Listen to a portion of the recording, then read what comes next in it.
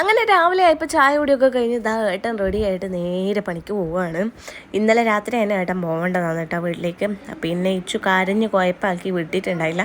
അതുകൊണ്ട് ഒരു ദിവസം കൂടി ഏട്ടൻ നമ്മളൊന്നിച്ച് കിട്ടിയിട്ടുണ്ട്. രാവിലെ പോകാനാകുമ്പോഴേക്ക് ഇതാ ഇച്ചു കരയിലും കുഴപ്പമൊക്കെ തുടങ്ങിയിട്ടുണ്ട്. ഞാൻ പോകണ്ടെന്ന് പറഞ്ഞാൽ അവനെന്നെ തല്ലാൻ ഓടി വരുന്നതാണിത്. ഏട്ടന് നല്ല വിഷമമുണ്ട്. ഇച്ചുവിനെയും ഇങ്ങനെ വിട്ട് പോകുക എന്ന് പറയുന്നത് ഭയങ്കര വിഷമമാണ്. അങ്ങനെ രണ്ടാളെ വണ്ടിയൊക്കെ സ്റ്റാർട്ട് ചെയ്ത് ഇതാ കയറിയിട്ടുണ്ട്. ഇച്ചു വേഗം ഫസ്റ്റേ കയറിയിട്ടുണ്ട്.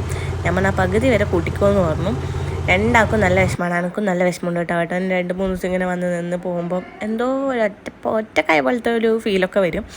എന്തോ മാതിരിയാണ്. പിന്നെ ഏട്ടനാണെങ്കിൽ ഏറ്റവും ഉള്ള വിഷമം എന്ന് പറയുന്നത് അയ്യോ ഇച്ചുവിന് കൂട്ടുന്നില്ലല്ലോ, ഇച്ചുവിന് പിന്നെ കളിക്കാൻ പറ്റൂലല്ലോ. അതാണ് ഏട്ടൻ്റെ ഏറ്റവും വലിയ വിഷമം. എന്നെ ഒരു കാര്യവും ഇല്ല. അങ്ങനെ നമ്മൾ കുറേ ദിവസം വർത്താനൊക്കെ പറഞ്ഞു. ഏട്ടൻ ഭയങ്കര വിഷമത്തോടെ ആണെങ്കിലും ഇതാ വണ്ടി എടുത്ത് വിട്ടിട്ടുണ്ട്. ബൈ ബൈ ഒക്കെ പറഞ്ഞു.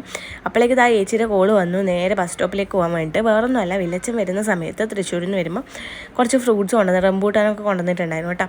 അപ്പോൾ അത് ഇച്ചുവിന് കൊടുക്കാൻ വേണ്ടിയിട്ടാണ്. അപ്പോൾ ഏച്ചിയൊക്കെ ടൗണിൽ പോകുന്ന സമയത്ത് എനിക്ക് തരാൻ വേണ്ടി ഞാൻ വേഗം ബസ് സ്റ്റോപ്പിൽ പോയി അത് മേടിച്ചു കൂട്ടാ. അതാ സഞ്ചിയിൽ മേടിച്ചിട്ട് വന്നു. അങ്ങനെ വീട്ടിലെത്തിയപ്പോൾ തന്നെ ഞാൻ അതൊന്ന് തുറന്ന് നോക്കുകയാണ്. എനിക്ക് ധൃതിയായി ഗൈസ്, ക്ഷമയില്ല. അങ്ങനെ പെട്ടെന്ന് തന്നെ ഞാൻ തുറന്ന് എടുത്ത് ഞാൻ തിന്നു. എനിക്കെന്തായാലും സംഭവം ഇഷ്ടപ്പെട്ടിട്ടുണ്ട്. എനിക്ക് ആദ്യമൊന്നും ഈ റംബൂട്ടാൻ ഇഷ്ടമല്ലായിരുന്നു കേട്ടോ. പിന്നെ ഇത് ഇപ്പോഴും എനിക്കങ്ങ് തിന്നങ്ങ് ഇഷ്ടപ്പെട്ട് പോയതാണ്. ഒരു പ്രാവശ്യം വില്ലച്ചൻ വരുന്ന സമയത്ത് തന്നെയാണ് കേട്ടോ പിന്നെ ഞാൻ ഇത് തിന്നുന്നത്. ടൗണിൽ നിന്നൊക്കെ ഒറ്റ പ്രാവശ്യം മേടിച്ച് തിന്നിട്ടുള്ളൂ. ഇച്ചു ആണെങ്കിൽ ഇതാ ഒരു 2-3 കടി കടിക്കും. അത് വേണ്ട, പുതിയത് വേണം. അങ്ങനെയാണ്. അങ്ങനെ കുറച്ചാളും തിന്നിട്ടുണ്ട്. പിന്നെ ഇതാ കഞ്ഞിയൊക്കെ കുടിച്ച് ഇച്ചു നല്ല ഉറക്കമായിട്ടുണ്ട്. ഉറങ്ങി എണീറ്റ് വരുമ്പോഴേക്ക് തന്നെ നമ്മൾ കാണുന്ന കാഴ്ച എന്ന് പറയുന്നത് ഭയങ്കര മഴയാണ്. ഈ മഴ നിങ്ങൾക്ക് എത്രത്തോളം കാണാൻ പറ്റുന്നുണ്ട് നമുക്ക് അറിഞ്ഞൂടാ. പക്ഷെ നല്ല മഴ, ഇടിയൊക്കെ മുട്ടും. മഴ തുടങ്ങിയിട്ടേ ഉള്ളൂ കേട്ടോ. നല്ല മഴ തുടങ്ങി. അങ്ങനെ ഇച്ചു ഞാനും പുറത്തിങ്ങനെ ഇരുന്ന് ഒരു പാൽപ്പൊടിയൊക്കെ എടുത്ത് തിന്നുകൊണ്ട് ഇങ്ങനെ മഴ കണ്ടു. പിന്നെ നല്ല മഴ വന്നു. പിന്നെ ആ മഴയൊക്കെ പോയി കേട്ടോ. മഴയൊക്കെ പോയപ്പോൾ നമ്മൾ കുളിച്ച് വേഗം പീടികയിലേക്ക് പോവാണ്.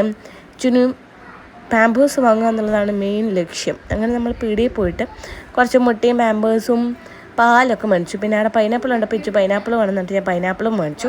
പക്ഷെ മേടിച്ചത് വെറുതെയാണ് ഗൈസ്. ഇയാൾ തിന്നുന്നില്ല. എന്നിട്ട് ഞാൻ തിന്നു. അവസാനം ആ പൈനാപ്പിൾ ഇച്ചുവിന് ഞാൻ ജ്യൂസ് അടിച്ച് കൊടുത്തിട്ടുണ്ട്. അപ്പോൾ അത്രയുള്ളൂ. ബൈ.